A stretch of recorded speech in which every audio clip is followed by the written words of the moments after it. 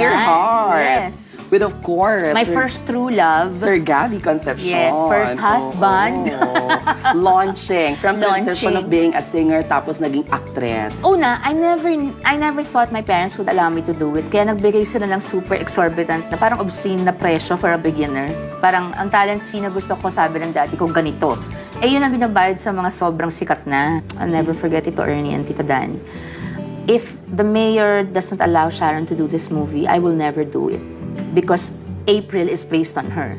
Ginawa ang April role is para kay Sharon. I really wrote it for her. So when I was shooting the movie, I was so blessed. I was so fortunate na my first role ever was basically just myself. Nilagyan lang first love, yung love talaga.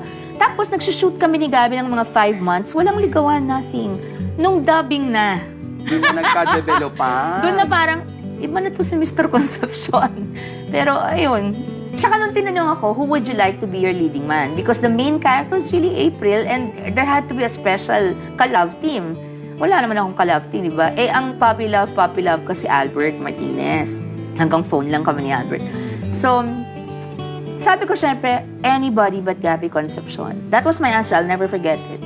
And then, Albert was not available. Regal siya eh. Even Gabby was regal. Walang available. Si Gabby lang at that time. Kasi siguro kakatapos lang niya ng ibang movie. So, tinanggap nila. Tapos, ayan na. Dumire-diretso na. The rest is history talaga. Yes. Unang kita kay Gabby nung nagkasama na sa location. Hindi kami nagpapansin. Dead ma? O walang spark talaga na, ang cute, ang walang Hindi, nagkakapuhan ako. Pero hindi lang kasi siya yung gwapong nakikilala ko eh. Fairness. Hindi bago sa akin yung gwapo. Totoo. Oo. Yung ganyan itsura kasi mamanikain talaga eh. Pag nakita No, he's really very handsome. Oo, he's one of the totoo. most handsome Totoo yan. in the whole world.